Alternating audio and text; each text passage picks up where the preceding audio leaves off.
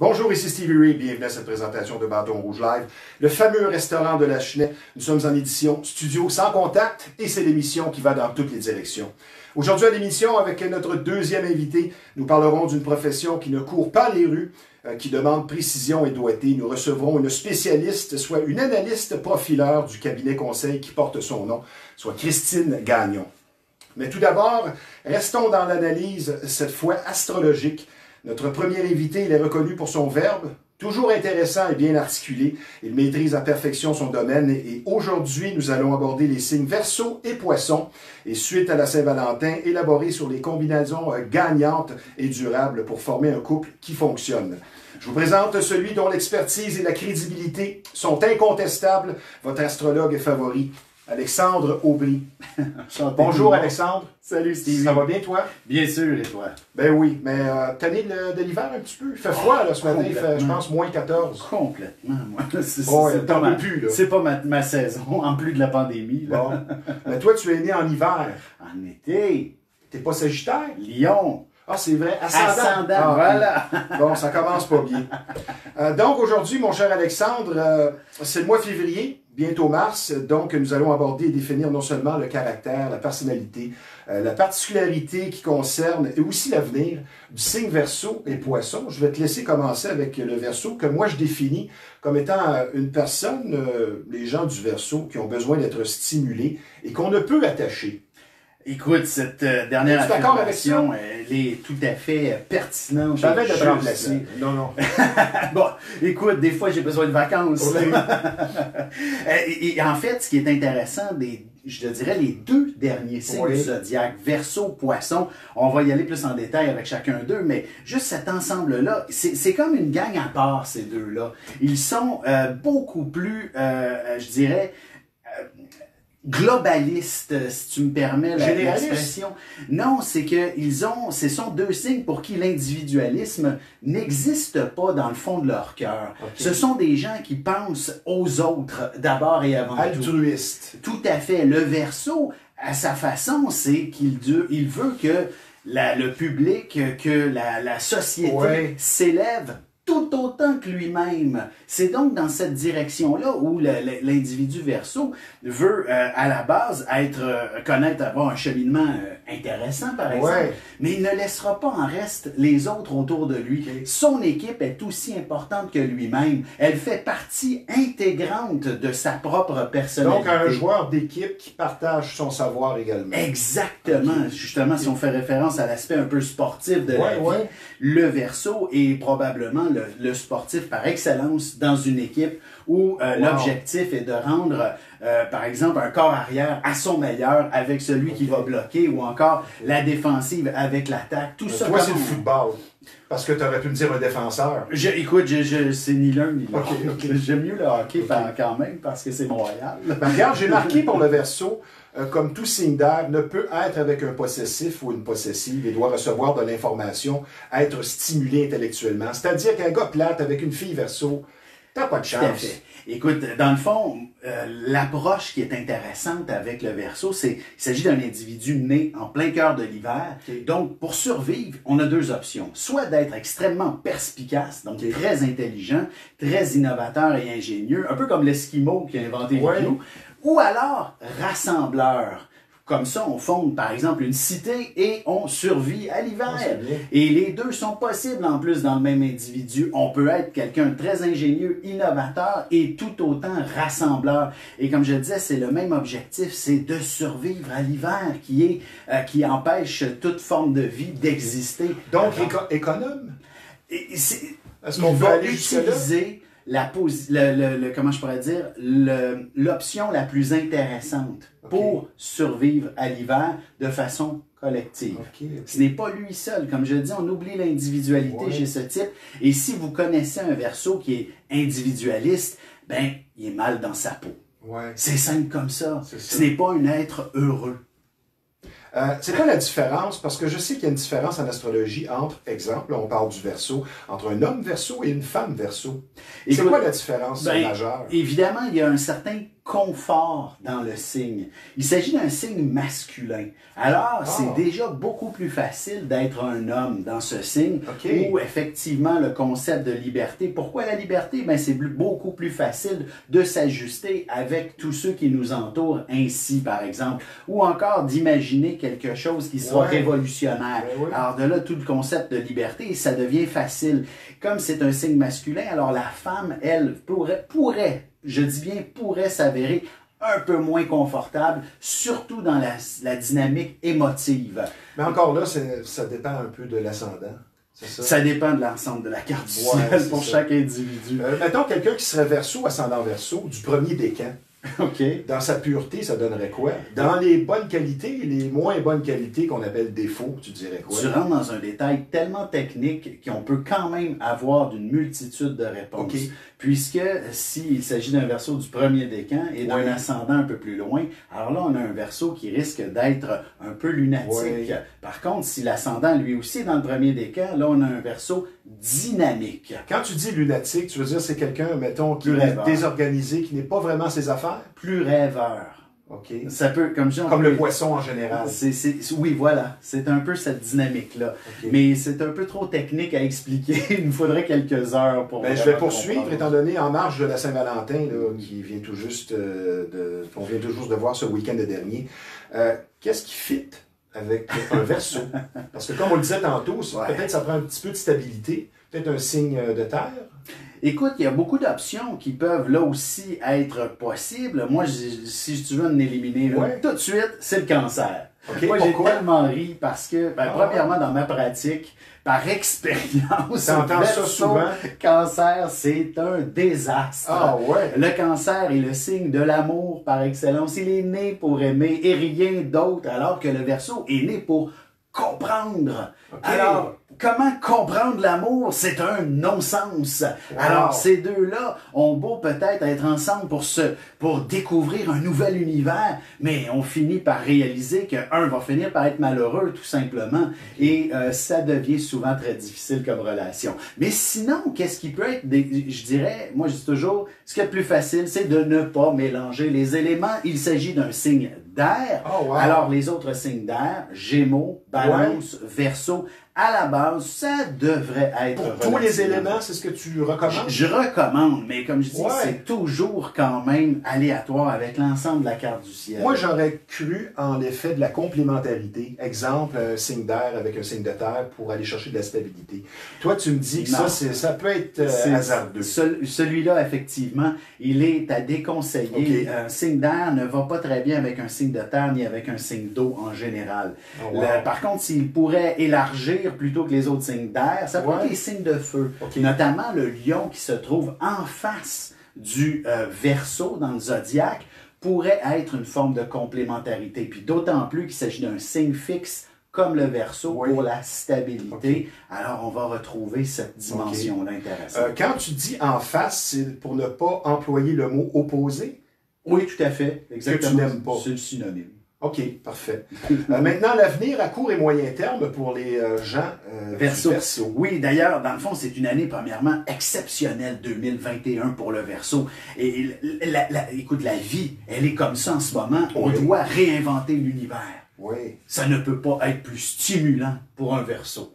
Alors, c'est le temps donc d'imaginer tout ce qu'il y avait pu y avoir comme dynamique à l'intérieur de l'individu qui pouvait, depuis, par exemple, des années, se dire « Qui suis-je? Où vais-je? » Et là, tout s'ouvre devant lui. L'univers est à sa merci d'une certaine façon pour certains, ou alors à ses genoux pour d'autres. Il a toute l'opportunité et l'occasion de développer, de découvrir et de rendre le monde meilleur. On est à terre, alors le Verseau veut relever.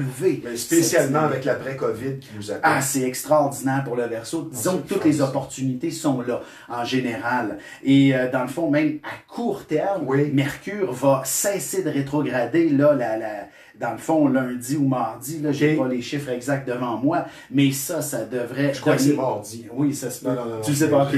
C'est dans ce coin-là. c'est peut-être même dimanche, là, dans ce coin-là, le dimanche, lundi ou mardi. Là. Et là, ça va me permettre au Verseau de pouvoir vraiment aller de l'avant. de faire en sorte que les freins ne sont plus au rendez-vous et de laisser l'immensité, j'allais dire l'émancipation de son esprit pour créer, pour découvrir, pour développer. Bref, tout est au rendez-vous pour le Verseau connaître du succès dès ce printemps-là. J'aime ton verbe, c'est intéressant. D'autres choses sur le Verseau avant qu'on parle du Poisson? Écoute, on pourrait dire une foule de choses, mais à la base, si on vraiment résume, c'est une belle année. Oui, puis c'est un nouveau départ. Donc, que ce soit professionnel, sentimental, personnel, tout ce qui est quelque chose de nouveau ne peut que bien fonctionner. Bon. Maintenant, on va passer au Poisson le mois prochain. Grand rêveur, j'ai marqué plein d'émotions, tendance à la fuite. Qu'est-ce que tu me dirais sur le Poisson? Écoute, quand je suis en conférence et que j'arrive au Poisson, qui est le dernier signe, hein, là, c'est le fun, on commence ce genre de chronique avec les poissons, ben, Verseau, Poisson, mais d'habitude, on termine avec le Poisson. C'est un signe toujours particulier, puis lorsque je suis en conférence, je demande aux gens, qu'est-ce que vous pensez du Poisson? Et là, ben, les gens me disent un mot, puis un autre, puis un autre. Et là, je dis, ben, vous avez tous raison. Tout est possible quand on est Poisson. Parce que c'est le 12e signe? Il y a beaucoup de facteurs. Écoute, simplement avec le concept de la nature, dernier mois de l'hiver, on est encore dans la nature qui n'existe pas. Tu comprends? L'hiver, la nature, elle est morte, elle n'existe plus. Ça reste à définir. Elle s'en vient dans un mois. Alors, attendons. Elle va renaître. À quoi ça sert de ramer à contre-courant? On peut attendre quelques semaines et on va survivre. Hein? C'est pas comme le Verseau qui, lui, est en plein milieu de l'hiver. Il n'a pas le temps d'attendre, il va en mourir. Mais le Poisson, attendons que la vie nous dise par où passer. Alors, c'est pour ça que... Comme un poisson dans l'eau. Exactement. Il va suivre le courant lorsqu'il se présentera.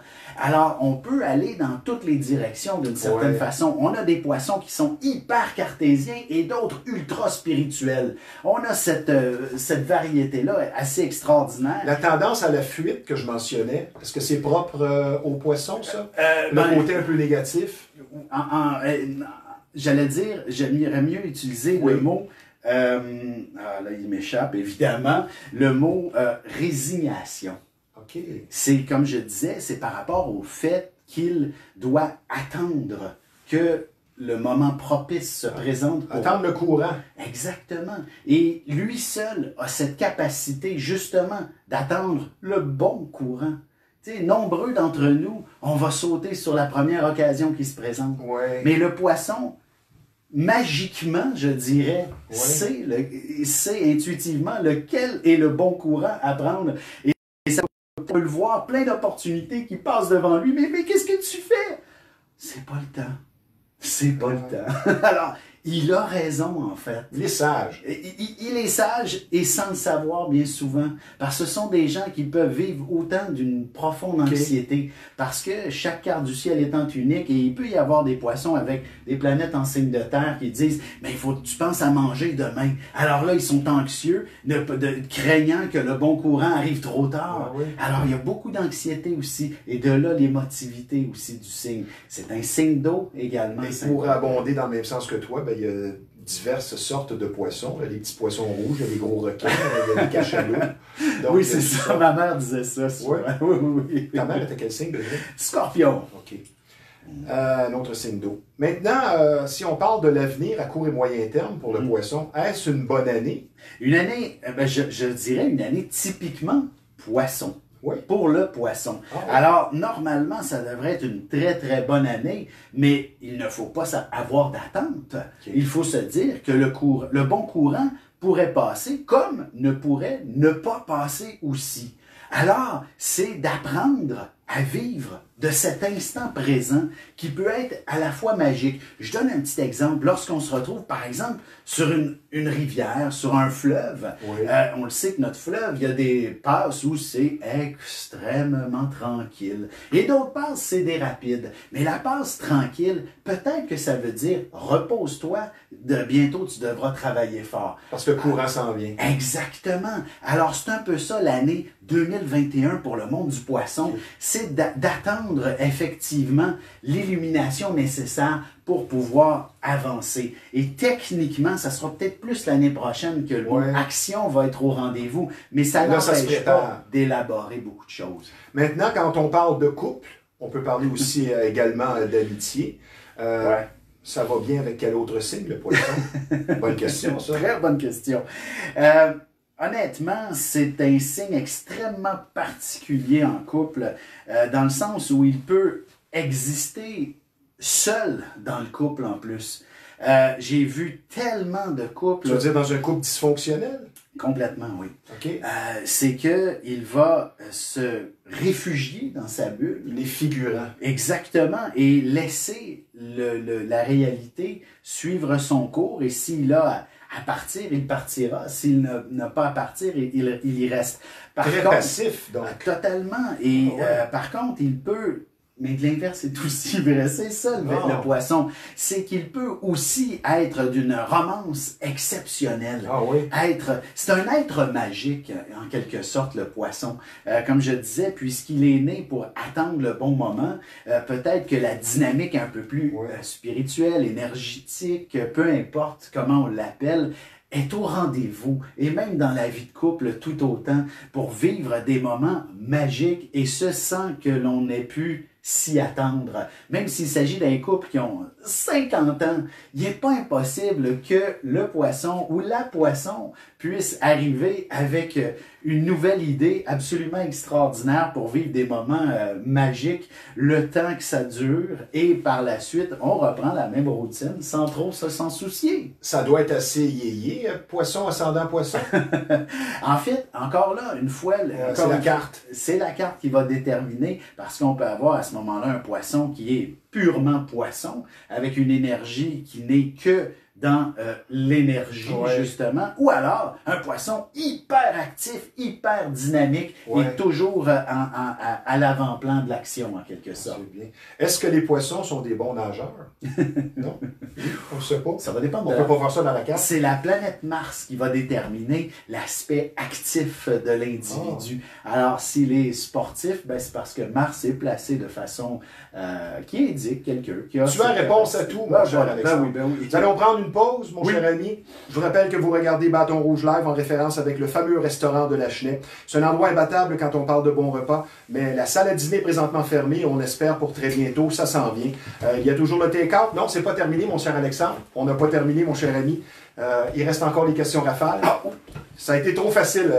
On va se cuisiner un petit peu un petit plat. N'oubliez pas, c'est situé au 1400 rue Yves Blais. Il y a le take-out, ce qu'on appelle les commandes pour emporter, et la livraison. Je donne le numéro de téléphone de ce restaurant de choix. N'oubliez pas, le menu est complet, il n'y a pas que la viande rouge. Donc, le numéro de téléphone dans le 450, c'est le 581-1888. Je vous rappelle également que nous sommes en conversation avec notre chroniqueur, un astrologue reconnu et très expérimenté, Alexandre Aubry. Vous êtes amateur de chasse et de pêche, l'endroit pour vous, c'est Performance Chasse et Pêche, une entreprise qui porte bien son nom et qui a pignon sur rue depuis déjà 24 ans. Donc, un très beau magasin avec beaucoup d'expérience qui vous attend, une très bonne réputation, tout simplement le numéro 1 de la Rive-Nord quand on parle de chasse et de pêche. Et pour des conseils et des papiers, allez voir François, le propriétaire, un chic type. Performance Chasse et Pêche, situé au 303 Notre-Dame à Repentigny, là où la passion se vit à chaque saison. Maintenant, sur une note un petit peu plus sérieuse, vous allez être traité avec beaucoup d'écoute et de compréhension. Si vous vivez une infestation, vous aurez compris ici qu'on parle de bébites. C'est un véritable drame pour certaines familles et la solution, c'est de ne pas attendre, n'oubliez pas. Rive-Nord Extermination, c'est 35 ans d'expérience, une entreprise familiale très sérieuse, un service personnalisé. Je donne le numéro de téléphone dans le 450 pour la solution. Rive-Nord Extermination, le 582-6706. Maintenant, mon cher Alex, tu peux pas t'en sauver. C'est bon. La deuxième partie que j'avais hâte d'aborder avec toi, en marge de la Saint-Valentin, la question des meilleures combinaisons pour faire un couple ou en amitié. Non, il n'y a pas de meilleur signe que d'autres, mais par contre, comme tu l'as dit tantôt, pour les combinaisons, ça peut être particulier. Être en couple et vivre une relation saine et durable semble de plus en plus rare et compliqué. On semble parfois en 2021 être encore dans l'éternelle guerre des sexes, qui, soit dit en passant, est gagnée haut la main au Québec par les femmes. Ça, c'est un point de vue personnel. Si l'on se sert de l'œil de l'astrologie pour nous guider, quels signes et quels éléments forment les meilleurs potentiels d'une bonne entente? On va commencer par les éléments. Moi, je vais te poser une colle. Mais ce ne sera pas une colle pour toi. Tu mets feu et feu ensemble. Ça doit faire des étincelles, ça. Ben, c'est passion ou chicane. Mais à la limite, c'est toujours plus facile, puisque l'élément veut de l'action et de la passion.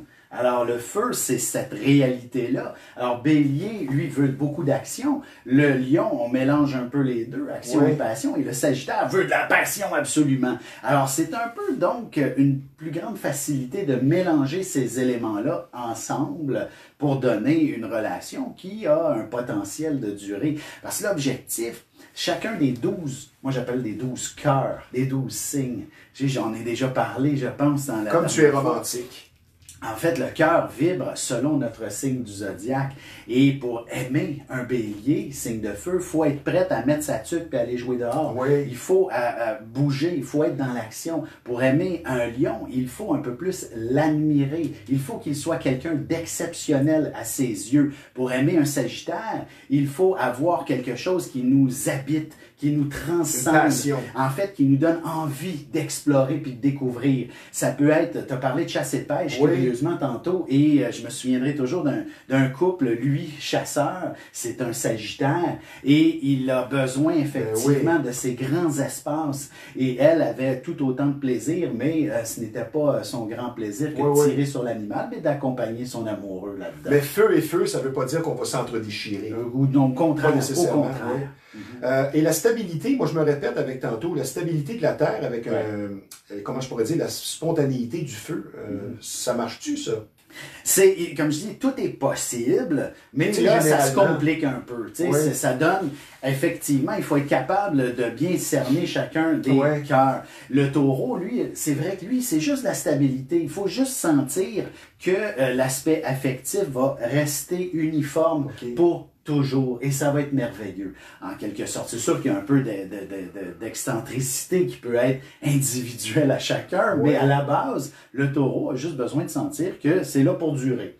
Alors que la Vierge, elle, a besoin... justement, c'est ça que j'aurais aimé, parce que moi, je suis vierge. Oui, c'est savoir qu'est-ce que tu en penses. C'est du détail que ça prend. Une relation amoureuse, en plus d'être stable quand même, elle se doit d'avoir aussi des petites attentions, du détail. De la drive. Mais, de la drive, comme je dis là, tu es ascendant Sagittaire, alors effectivement, tu es un homme d'action. Mais la Vierge que tu es, le cœur de Vierge, a besoin aussi de sentir, par exemple, que l'amoureux est capable on va préparer le repas ensemble. Et tu sais, là, ton amoureuse te dirait, je te rajoute tes épices préférées. Ah! La Vierge, elle est comblée à ce moment-là. Donc, une vierge avec, disons, une femme qui ne fait pas la cuisine, ça ne sera pas bon. On peut élargir quand même le concept. Puis le Capricorne, ben, c'est d'une vision à long terme. C'est carrément le seul objectif de l'amour. On peut commencer les premiers jours parce qu'il est bien conscient que une étape à la fois, mais que si la relation n'est pas là pour durer, on arrête ça tout de suite.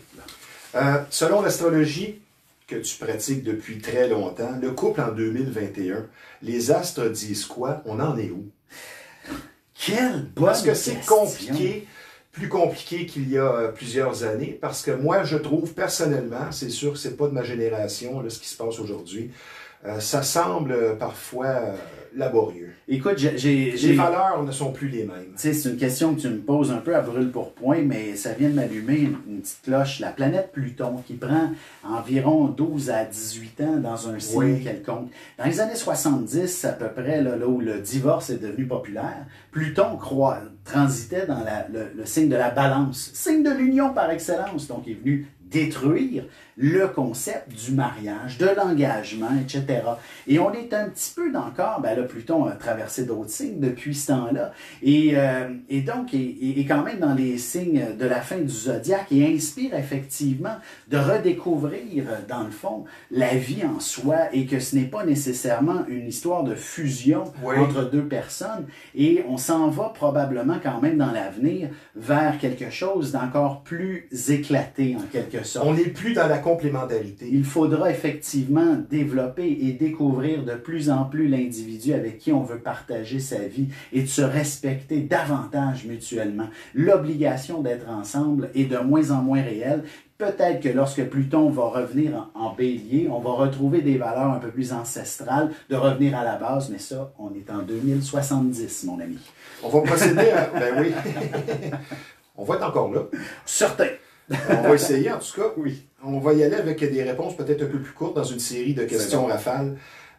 Deux personnes du même signe, bon ou pas bon en général? Ah, c'est bon. C'est Oui, excellent. Oh, oui. ça se comprend. Ah oui, normalement, oui. Donc, toi, tu n'es pas de ceux qui disent que les contrastes s'attirent. Moi, je dis que les contrastes s'attirent effectivement, mais ça ne dure pas. Effectivement, le même signe, l'avantage, c'est qu'on est sur la même longueur d'onde en partant. Oui. Une personne, disons, à 25 ans, a tel comportement, telle façon de procéder en couple. Est-ce que les personnes changent? Moi, je dis toujours, les gens ne changent pas. Disons, tu arrives à 45 ans, c'est sûr que tu peux avoir une certaine sagesse, mais dans ton caractère et tes attentes, je pense... On reste Qu'est-ce que tu effectivement, penses c'est toujours la Un base. scorpion à 25 ans, c'est le même scorpion à 55. Exactement. Son cœur vibre toujours pour la même raison. C'est juste son esprit qui peut changer et s'adapter. Oui. Mais si le cœur est malheureux dans cette adaptation, il va revenir à la base, bien entendu.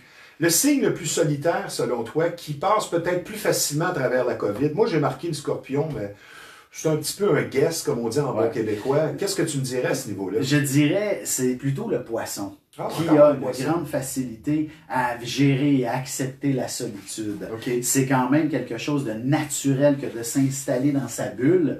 Et curieusement, la balance, même si c'est, je dirais, quelque chose, c'est parce que la balance cherche son alter ego, autant dans ses amitiés que dans ses amours.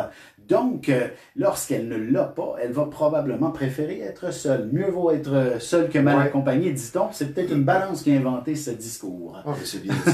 Maintenant, le plus sociable, ayant besoin d'être en couple, ou pratiquement à tout prix, et d'être entouré, ce serait quel signe? Ça? Écoute, je pense que c'est le Gémeaux. Ah ouais? Ah oui, oui, c'est... D'ailleurs, le signe le dit bien, c'est des jumeaux. Hein, c'était les Gémeaux. Alors, ils devaient être toujours deux.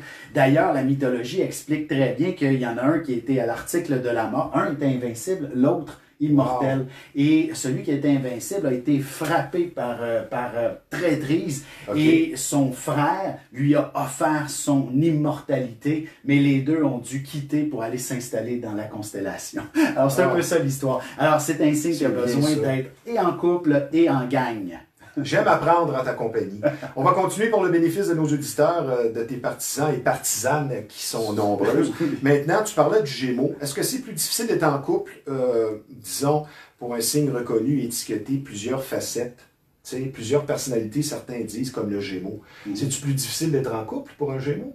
Oui et non. Là, comme je dis, tout est interprétable. Oui, mais en général. Puis, en fait, ils ont quand même besoin de variété. Alors, ça ne veut pas dire qu'ils ont besoin d'extrapoler sur leur conquête, mais dans une vie de couple, ça devrait ne pas être ennuyant avec un Gémeaux en général. Oui.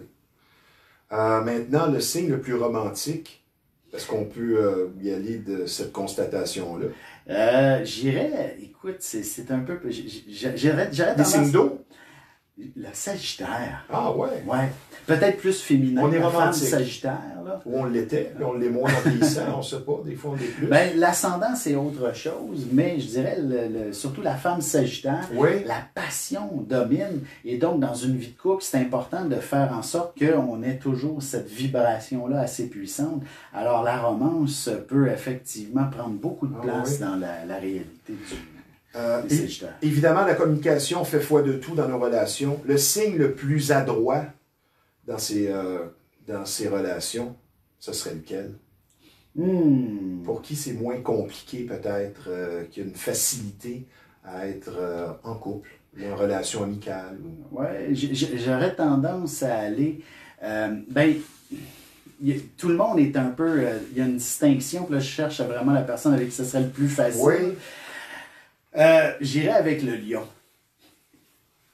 Entre autres, là, je me connais quand même. T'es facile en relation, t'es pas compliqué. En fait, le lion a juste besoin d'être le meilleur. Alors, veut pas, quand il rentre dans une relation, que ce soit en couple, que ce soit en amitié, que ce soit social, va toujours essayer d'être à son meilleur. Et protecteur. Protecteur, oui, c'est sûr qu'en couple, il veut être, dans le fond, dans le plus beau des couples qui existent sur la planète. Oui. Alors, c'est un petit peu cette dimension-là, cette dynamique où il y a une plus grande facilité à aller chercher peut-être cette relation-là. Ben, c'est peut-être pour ça que toi et moi, en amis, ça fonctionne. Je dis toujours que tu es le meilleur. Merci. Je suis pas obstiné. Maintenant, les questions qui vont peut-être un petit peu plus personnelles sur des points de vue. As-tu déjà exploré, moi je suis pas mal sûr que oui, le thème des lignes de la main? Est-ce que pour toi c'est trop abstrait? C'est quelque chose auquel tu t'intéresses? ou ça ne fait que passer dans ta culture?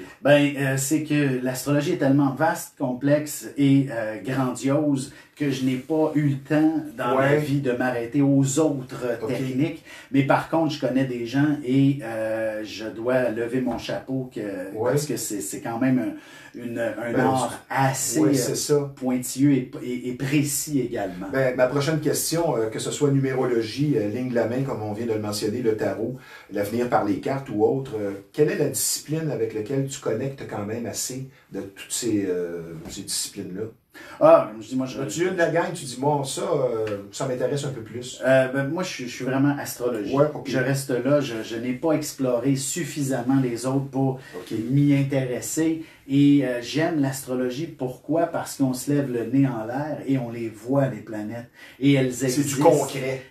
En fait, oui, et en même temps, il y a une part imaginaire là-dedans qui me permet de dire que je peux aller me promener dans cet univers-là et je sais où me situer. Alors, c'est un petit peu sous cet angle-là, alors que bien sûr, la numérologie, c'est aligner des chiffres, mais je n'ai pas cette passion-là. Et je connais beaucoup de gens qui sont numérologues et qui en mangent et qui aiment ça, mais ce n'est pas ma passion, ni même les... De toute façon, tu n'aurais pas le temps. C'est un petit peu cette... effectivement, et j'aime mieux me concentrer, et si quelqu'un me demande, j'aimerais ça me faire les lignes de la main, il n'y a pas de problème, je connais 2-3 personnes extraordinaires et je vais les référer. 2-3 petites questions pour terminer. L'influence positive que tu as sur les gens en questionnement, je veux dire, c'est bien palpable. C'est quoi que tu aimes le plus dans ta profession? Disons en une phrase ou deux, parce que nous sommes bousculés par le temps. Oui, motiver les gens et leur redonner espoir, confiance et optimisme. As-tu déjà voulu changer de branche? Oh, bien sûr, comme tout le monde. Tu t'es re-questionné, c'est normal. À chaque fois, si tu me permets une petite parenthèse, à chaque fois que je me suis re-questionné, la vie a fait en sorte que ramené. C'est ça. Elle m'a dit non, tu reviens à l'astrologie, tout de suite, ça presse. C'est bien dit. Maintenant, selon Alex Aubry, c'est quoi la recette parfaite, l'homme et l'astrologue, pour une relation qui fonctionne, soit saine et durable dans un couple?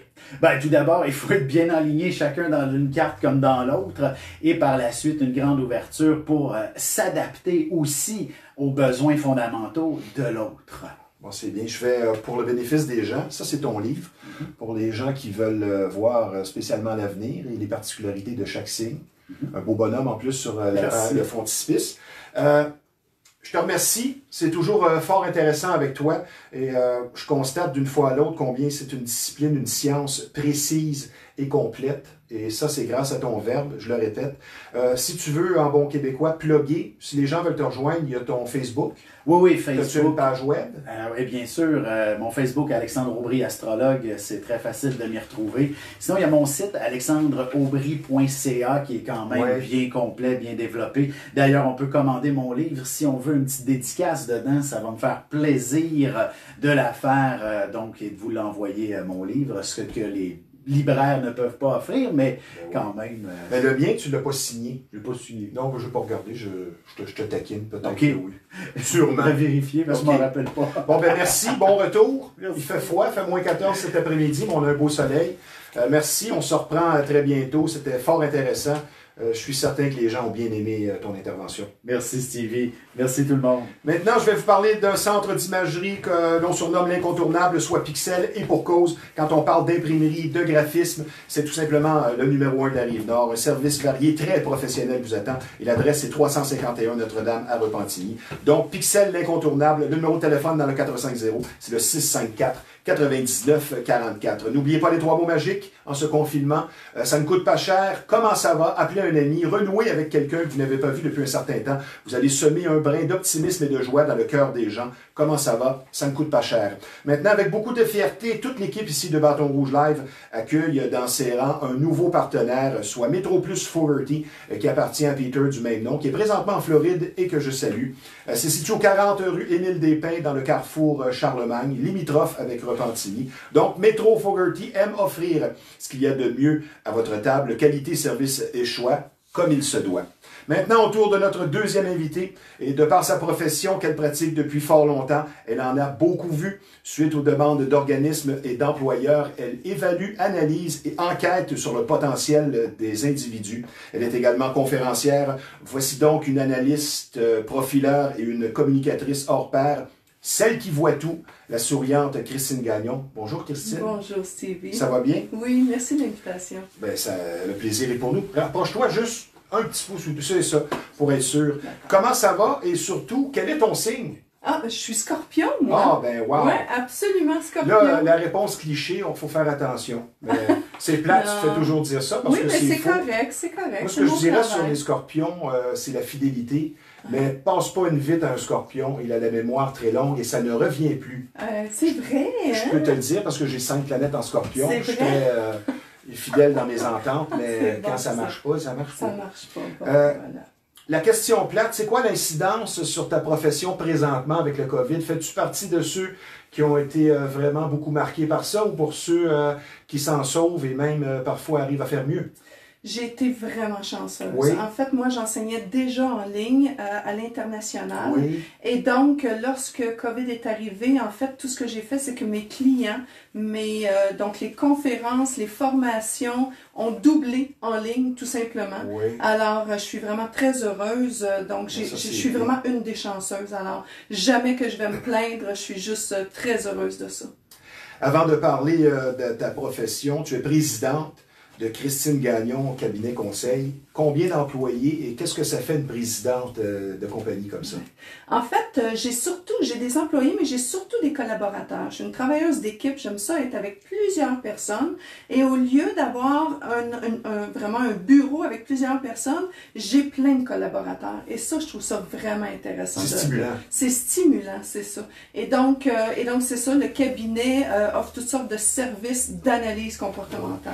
Qui va te voir? Parce que ce sont les organismes ou des dirigeants d'entreprise de haut niveau qui veulent engager, là, je ne veux pas te souffler la réponse que tu vas nous donner, mais qui va te voir pour faire le profil de quelqu'un qu'ils ont dans le collimateur, c'est ça? Oui, c'est ça. En fait, mon premier client était les Forces armées canadiennes. Donc, lorsque j'ai eu toute ma diplomation pour faire de l'analyse comportementale, la semaine suivante, j'étais avec les Forces canadiennes qui m'ont contacté. Et donc, la sécurité.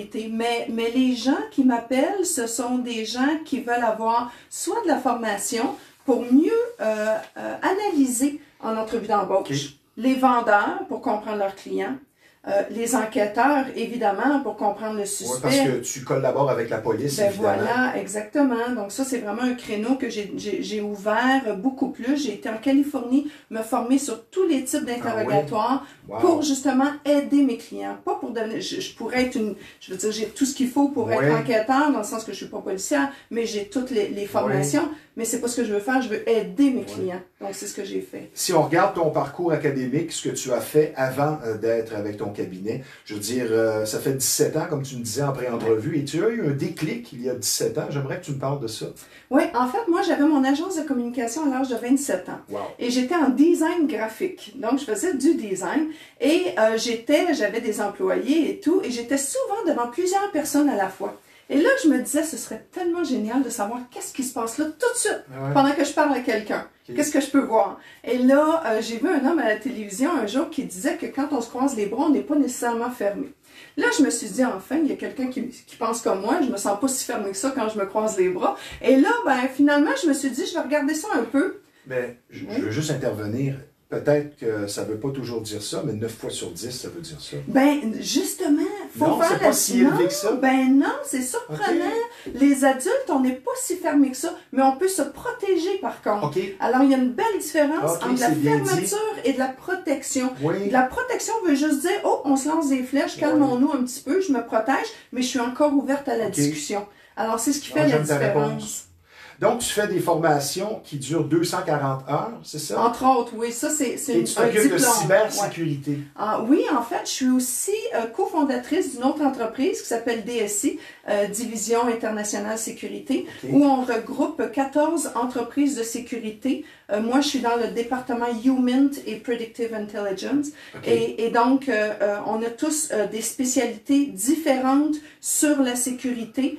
cybersécurité, sécurité physique, human, donc etc., etc. Et donc ce regroupement-là fait en fait des contrôles internationaux en sécurité. Et tu m'as aussi mentionné l'équipe SCAN qui détecte les menaces sur la foule. Ouais. Ça, j'ai créé ça un jour parce que, en fait, comme je suis dans le domaine de la sécurité beaucoup aussi, à part d'être aussi là en entreprise beaucoup, mais je suis beaucoup dans la sécurité et donc j'ai créé une équipe qu'on appelle Cellule Scan. Donc les scans... Une équipe de profileurs. Ben, en fait, non, c'est pas celle-là. J'ai une autre équipe de profileurs. Ouais. Les scans, ce sont je les appelle des highly trained eyes. Tu joues pour plusieurs clubs. Oui, c'est ça.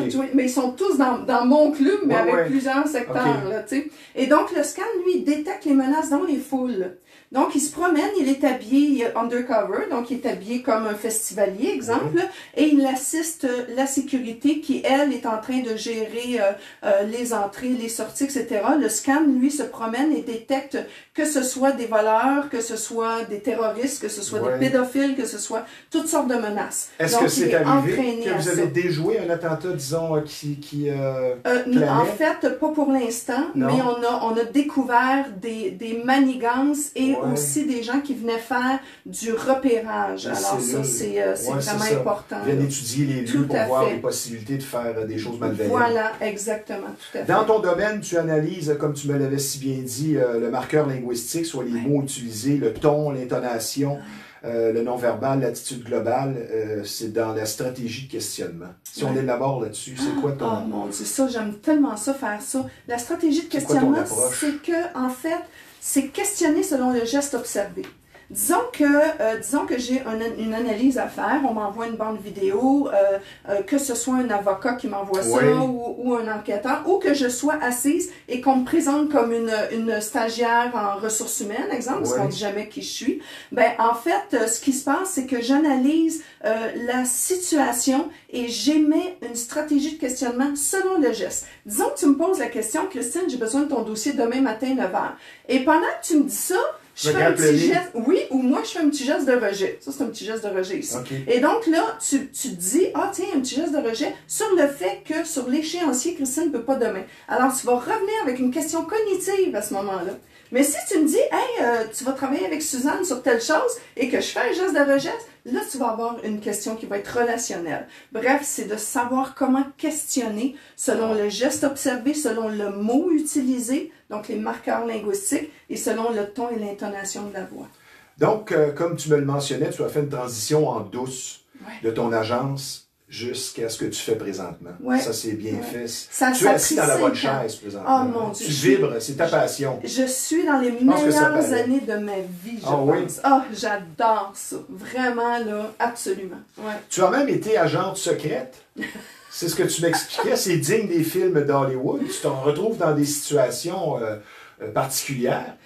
Oui, c'est quelque chose que j'aime faire en plus. En fait, c'est ça. On me présente comme quelqu'un d'autre. Exemple, je n'aimerais pas des endroits ou tu sais, bon, c'est ça. Donc, disons qu'il y a une grosse entreprise qui veut engager quelqu'un. Là, t'es-tu vraiment Christine Gagnon aujourd'hui? Là, je suis Christine aujourd'hui. Je suis vraiment Christine, tout à fait. Non, mais je change pas tant que ça. Et donc, on m'invite dans une entrevue d'embauche. L'homme c'est sa 5e entrevue. C'est la sécurité qui m'engage. On veut savoir, est-ce qu'il y a un agenda caché? Donc, évidemment, c'est la dernière entrevue d'embauche. J'ai déjà les questions d'avance. On me présente comme une stagiaire.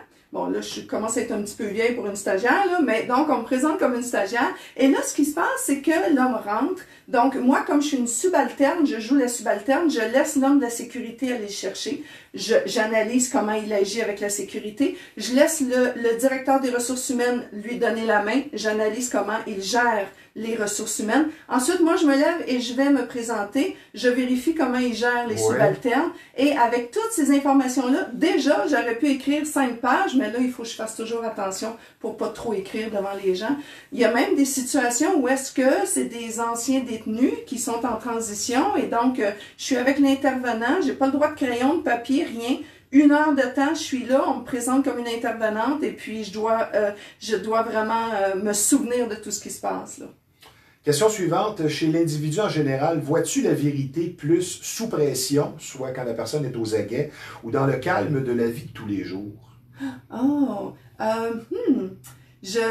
je dirais vraiment, je dirais les deux, mais on les traite différemment. C'est ça qui arrive. Puis ça dépend de la personnalité, parce qu'il y a des gens qui réagissent bien sous pression. Ouais. Ils savent qu'ils doivent mentir et se tenir serré. Mais ils vont quand même pas cligner des paupières. Puis ça, ça va m'indiquer des choses. C'est ça. On appelle ça de la focalisation active. Donc, sous stress, on a une surcharge cognitive qui fait qu'on arrête de cligner des paupières et c'est là qu'on voit qu'il y a quelque chose. Donc, moi, je travaille sur les non-dits avant qui m'amènent vers le mensonge. Puis ça prend des bonnes questions, évidemment.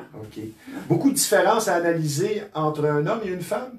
Ou c'est pas mal la même chose? C'est beaucoup la même chose. Je dirais que j'en fais pas vraiment de cas. C'est dans l'attitude, je dirais. C'est dans certaines façons de s'asseoir, de gesticuler, mais pas tant que ça. C'est pas ce qui vient me donner trop d'informations, je dirais. Mais il y en a une. Il y en a une à la base.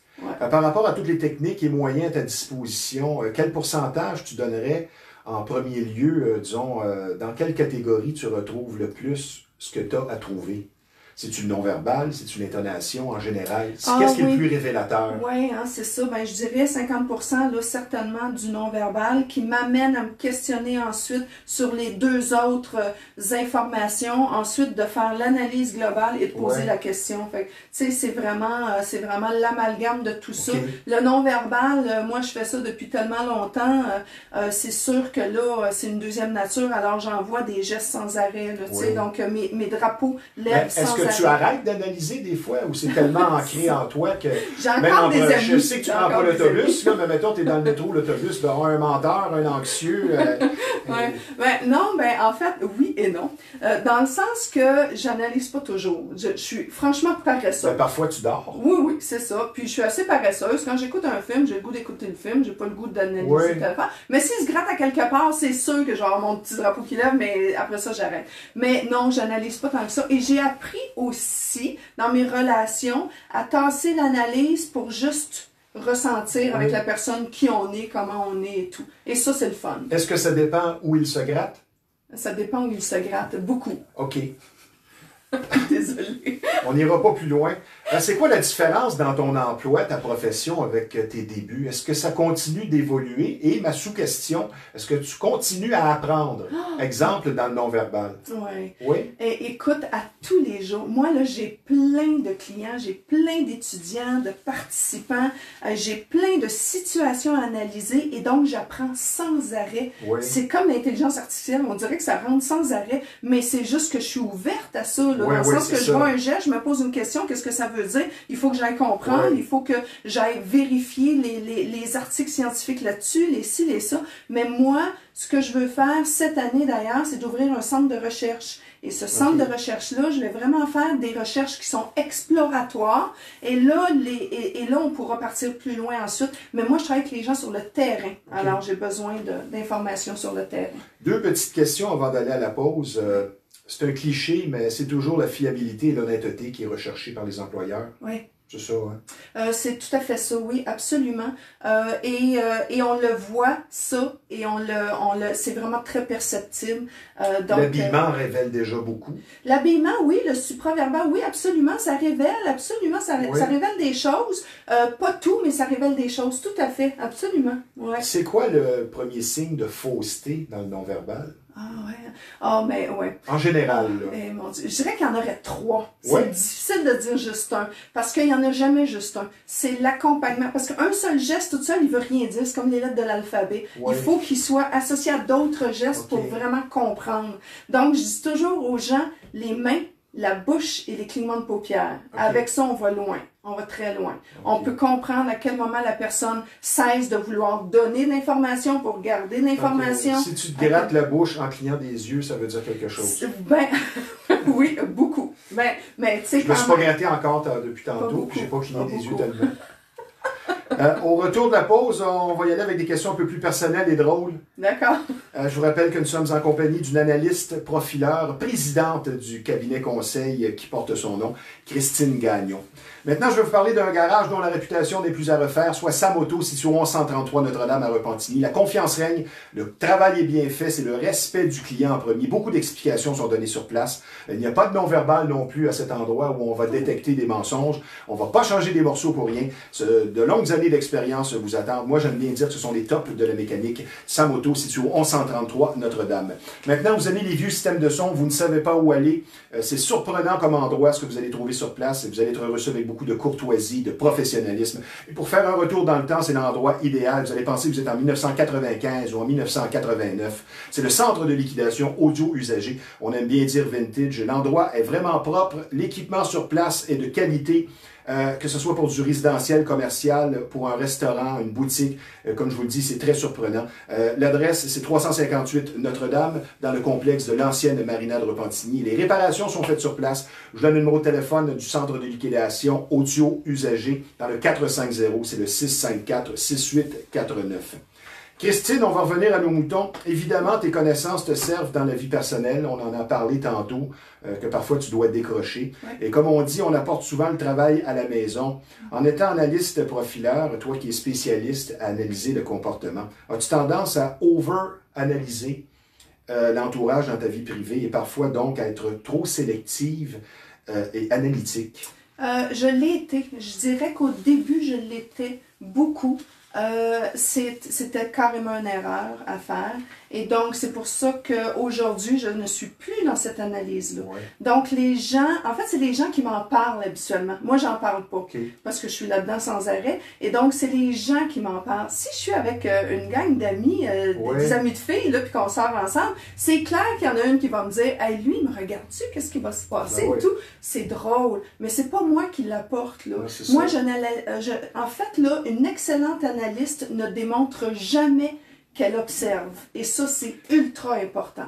Parce que ça brise la communication. Les gens détestent se faire analyser. Ils ont peur du jugement parce qu'ils ne savent pas c'est quoi les règles de l'analyse comportementale. Même moi, là, je suis analyste, là, j'aime pas ça me faire analyser. Donc, c'est la même chose. Alors, j'analyse pas les gens. Ce n'est pas quelque chose que je fais à part d'avoir un mandat pour le faire. Est-ce que dans ton entourage, on te craint?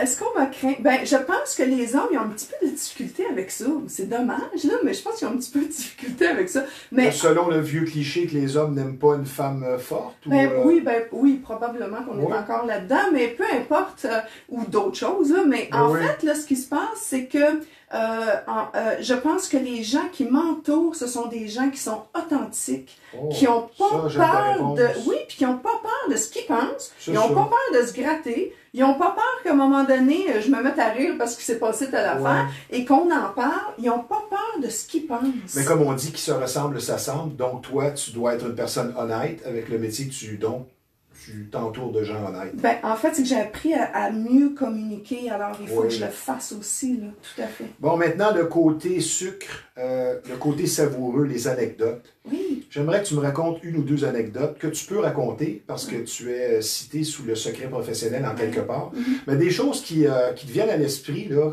qui sont un peu drôles, que tu peux raconter. On en a parlé, toi et moi, en pré-entrevue. Je t'avais dit, si tu peux en préparer une ou deux, il y avait le côté agent secret, mais peut-être des aspects inconnus du public, avec des détails qui ressortent un peu plus.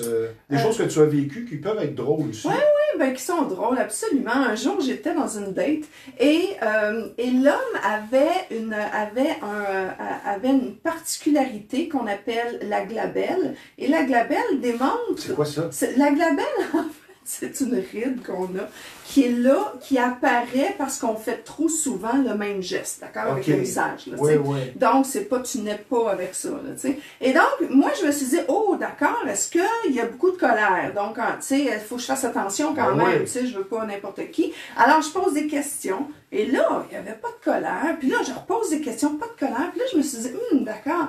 Donc là, ça veut dire que je me trompe, et c'est correct que je me trompe, parce que, je veux dire, je suis pas, tu sais, il faut vraiment invalider notre analyse, c'est aussi bon que la valider. Ça veut dire que tant mieux, c'est une bonne personne et tout. Je me suis rendu compte que c'est une super bonne personne. Et finalement, avec toutes mes questions, j'ai su que c'était une cicatrice qu'il y avait. Donc, ben, finalement, c'est oui. ça. Alors, ce Bon, que je celle-là. voulais dire, c'est qu'il faut faire attention. Et c'est Oui. là le jugement dans l'analyse. C'est ça. Mais il faut savoir quoi Pas être analyser. trop vite sur Ben les voilà. résultats. Ouais. Si j'avais pas su questionner, si j'avais pas su être patiente, si j'avais pas su revenir sur les côtés avec ma question, Ouais. sans lui dire, est-ce que tu es un colérique, toi? Non, c'est ça. Ben là, j'ai été en douceur, puis j'étais super contente. Puis finalement, est-ce que tu l'as fréquenté? Ben non. Bon, la cicatrice était pas belle. C'était pas C'est ça. à cause de la ça a pas cicatrice, donné. finalement. Moi, tu m'as raconté quelque chose, là, j'ai trouvé ça vraiment spécial. La confiance règne vraiment concernant ton expertise parce qu'on t'appelle, même des gens du domaine sportif, pour analyser les points de presse du directeur gérant du Canadien de Montréal, Marc Bergevin, pour savoir s'il a dit la vérité et s'il a, exemple, vraiment l'intention d'échanger un joueur ou pas. Ouais, je me souviens Ça, de c'est Souben. fort, là. Ouais, absolument. Ben oui, on m'appelle, puis et j'aime ça, j'adore Tu aimes ça. le hockey? Ben en fait, j'aime ce qui touche les relations dans le hockey. Oui. J'aime le hockey comme tout le monde, Ben mais oui. tu sais, j'aime les. Moi là, j'aimerais ça travailler avec ce monde-là au niveau de l'équipe, au niveau Oui. de, tu sais là, de tout ce qui touche le recrutement. Tu pourrais et peut-être tout. apporter Je des trouve ça solutions intéressant. à l'entraîneur-chef Claude Julien. Non, mais sans blague, je trouve ça intéressant. Donc, quand on m'appelle, parce qu'il y a un point de presse, une conférence de presse, ben évidemment, j'analyse Marc Bergevin ou n'importe quel autre. Et puis, oui, mais il faut faire attention. Jamais que je vais dire que quelqu'un ment. Jamais que je vais dire des choses comme ça. Tu vas le penser. Ben, non, mais en fait, c'est qu'il faut que je parle de non-dit. Je dis ici, Ouais. ben, il y a, en fait, ici, il garde pour lui Il y a anguille sous l'information. roche. Ou, en tout cas, il y a un drapeau qui lève. C'est tout, tu sais. Mm. Voilà, donc tu sais, il faut quand même faire très attention. Ben là, je vais t'en pousser une que tu as entendue souvent. Un gars a besoin d'être pas mal vite s'il veut t'en passer une. Ben, quand même, non, je suis assez naïve. C'est pour ça que je fais du non-verbal, d'ailleurs, Bon. parce que je suis naïve. Sans blague, c'est que, ben, c'est sûr là, que je les vois, les trucs là, qui Ouais. peuvent essayer de me passer. Mais ça peut être charmant aussi, ça peut être très bien aussi, là. Le classique. Est-ce que c'est vrai que tu touches le nez, spécialement lorsque questionné, qu'il y a quelque chose à cacher? Ça, c'est vraiment dommage. Et c'est ce qui fait le tort C'est un de toute la préjugé. discipline. Ce qui fait tort au nez. Absolument, là. C'est incroyable que les gens soient encore sur cette idée-là fausse qui n'est plus vraie depuis 100 ans. Là. En fait, ce qui se passe, c'est qu'il y a 8 endroits sur le nez où on peut se gratter. Et il y a rien, ça n'a rien avec le mensonge, on ne peut pas le savoir avec un seul item. Il faut quand même questionner l'item. Ça se peut que je vois du rejet. Oui. Le petit rejet ici, ça se peut que ça sente pas bon ce qui se passe. Ça se peut que je vais en savoir plus et en sentir C'est peut-être davantage. juste des allergies aussi. Ben voilà, donc il faut être capable de c'est ça. faire toutes ces différences-là. Là. Ça, c'est bien Et ça. donc, c'est pour ça que, en fait, mon Pas sauter travail, aux conclusions trop mon rapidement. travail, à quelque part, c'est d'enlever la croyance populaire de on est croisé, on est fermé, Ouais. on se gratte le nez, on ment. Et c'est ça qui fait du dommage à toute cette analyse-là comportementale. Maintenant, un cas qui relève du côté anecdotique peut-être, où tous les points convergeaient négativement contre un candidat, une personne suspectée. Est-ce que c'est arrivé, ça? C'était vraiment, bien sûrement, c'était très évident. Tout était là, du non-verbal à l'intonation. Tu dis ça, c'est un fake. Ah oui. Plusieurs fois? Ben, pas plusieurs fois, non. Pas plusieurs fois, mais c'est arrivé, clairement. Oui, absolument, c'est arrivé. Je peux pas en dire plus, mais oui. C'est arrivé. Toi, tu as plusieurs outils pour analyser l'intention, la véracité, le caractère, que l'on parle de posture, nervosité, choix des mots, le non-verbal. Quel est le point le plus criant de vérité, à ton avis, le plus révélateur selon ton expertise et aussi ta préférence personnelle? Toi, tu aimes bien te fier à un élément. Tu dirais, c'est lequel, là, pour toi? Tu dis, ah, celle-là, pour moi, là, ça ment pas. Je dirais, ben moi, en fait, c'est que mon travail de recherche, je l'ai fait sur toute la typologie des mouvements de la bouche. Alors, je connais tout de la bouche, dans le sens que de tout bord, tout côté, comment ça bouge, je connais ça. Mais les mains avec la bouche, c'est phénoménal, toute l'information que ça donne. Ouais. C'est incroyable. Pourquoi? Parce que les mains, on peut se toucher les mains, on peut se croiser les mains de toutes sortes de façons. Ça veut tout dire des affaires différentes. On peut en plus faire des gestes métaphoriques, des types de gestes. On peut également se promener dans l'espace avec nos gestes. Ou quelqu'un, un autre classique, tu as des gens qui te parlent, moi je dis que ça relève une autorité. Oui, tout Puis à c'est-tu fait. impoli en Mais plus? voilà. Et donc, on a même toute la configuration de la main pendant qu'on bouge. Oui. Parce que si je dis à quelqu'un un instant, si je lui dis un instant ou un instant, c'est ça. il y a trois Oui, configurations différentes qui ne veulent pas dire la même chose, même si c'est la même phrase. Oui. C'est juste qu'il faut connaître les gestes, mais voilà. Y a-t-il des préjugés encore contre ta profession et son utilité, des sceptiques dans la salle? Oui, sauf que... Ils sont rapidement confondus. Oui, on appelle ça des vigilants négatifs. Les vigilants négatifs, ce sont ceux qui sont moins ouverts à comprendre ce qui se passe. Un vigilant, on est capable de le ramener en lui expliquant s'il veut bien s'ouvrir à ça, là, d'accord? Donc ça, c'est sa figure d'autorité, parce que le vigilant, sa peur, c'est de se faire avoir. Donc le vigilant va se braquer tout de suite contre, et tout ce que tu vas dire va être contre toi. Ça, c'est dans n'importe quel domaine. Là. Je parle pas juste dans mon domaine. C'est un peu partout. Donc, ce sont plus ces gens-là. C'est beaucoup... La science du comportement, c'est quand les gens me disent c'est bon à combien de pourcentage, je peux pas répondre par pourcentage. C'est des couches de validité. Comme le médecin. J'arrive chez le médecin, je lui dis j'ai mal au ventre. Il va pas dire vous avez telle affaire puis je vous donne telle chose. Non. Il va me poser telle question. Il va te toucher, il va regarder. On va passer des tests. C'est la même chose. C'est des couches. Le comportement humain ne se met pas en pourcentage. Donc, c'est vraiment des couches. C'est pour ça que je dis qu'un seul geste, c'est pas assez. On en prend plusieurs. Sans tomber dans un chiffre d'affaires, y a-t-il de plus en plus d'entreprises qui engagent des profileurs, des analystes? Oui, de plus en plus. C'est à la mode. En fait, c'est pas encore à la mode, c'est parce que et le problème, c'est que je fais pas de publicité du tout, là. Ça, t'as pas besoin. Non, mais ce sera à moi de faire la publicité. Mais en fait, c'est que mon équipe de profileurs peut être engagée par des avocats pour analyser un contre-interrogatoire, analyser le juge dans un procès, analyser un paquet de choses. Mais ça, c'est intéressant. Mais les gens, ils savent pas encore quoi faire avec ça. Et donc, mais c'est bon partout. Partout. Qu'on soit en prison, qu'on soit un agent évaluateur au niveau de la drogue quand on arrête, qu'on soit un policier, un militaire, qu'on soit un intervenant social avec les jeunes en toxicomanie. C'est tellement tout important de comprendre le comportement humain. Dans les mots qui cachent quelque chose, moi j'ai nommé... J'ai marqué 2 phrases, je trouve, qui sont ce qu'on appelle fourre-tout, qui sont des belles excuses, qui révèlent quelque chose. Je t'ai oublié, j'ai pas le temps.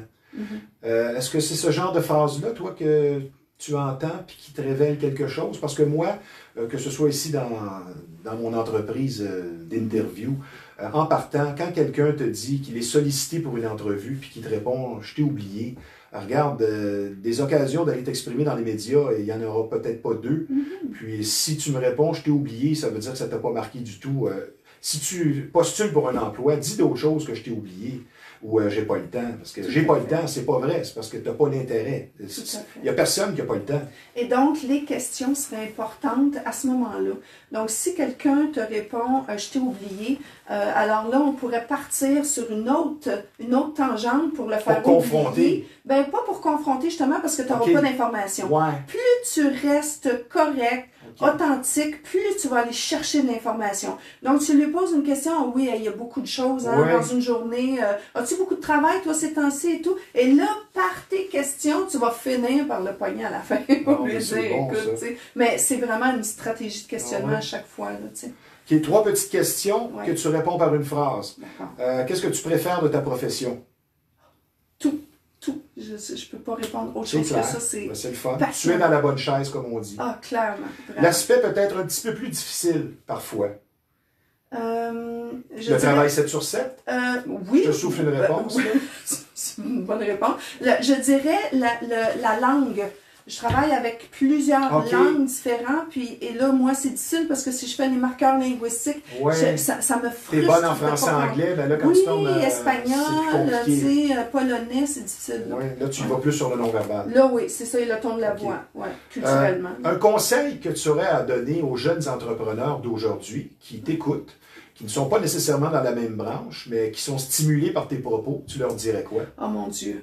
Venez me voir, premièrement, pour apprendre à bien communiquer, pour aller chercher le plus d'informations possible chez vos clients, pas pour les manipuler, pour mieux les comprendre, mieux les servir et savoir à quel moment on fait de l'overselling, à quel moment il y a du rejet, à quel moment ils aiment ça, il faut embarquer. Ça, là, c'est vraiment la base de tout. On devrait enseigner ça à l'école avec les enfants pour qu'ils sachent se comprendre un peu. C'est le fun.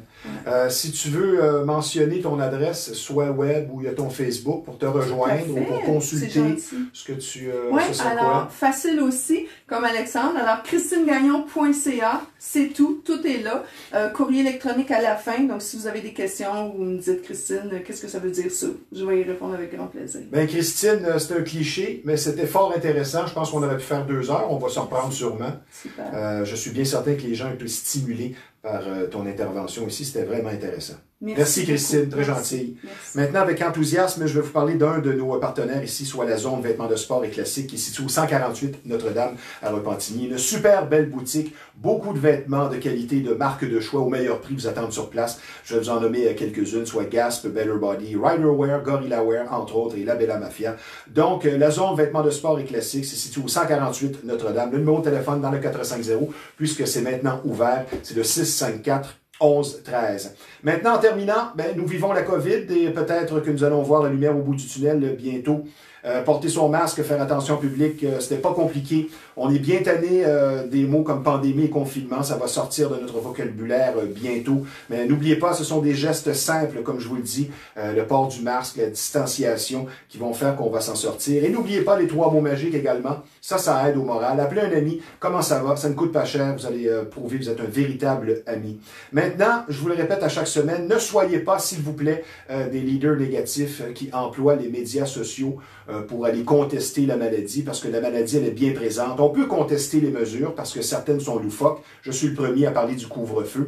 Ça n'a pas de sens. Mais par contre, la maladie est bien présente. Non, il n'y a pas de conspiration. Je veux dire, il n'y a pas tous les pays qui se sont ligués ensemble. C'est pas vrai. En terminant, je vous dirais que dans une période où tout est contesté et que tout est difficile, quand ça va mal, c'est que ça va bien aller. Les mesures sont allégées présentement. On voit les cinémas qui vont ouvrir. C'est déjà beau. Donc, collectivement, le meilleur est à venir. Ici Stevie Ray, merci d'avoir été des nôtres. À la semaine prochaine.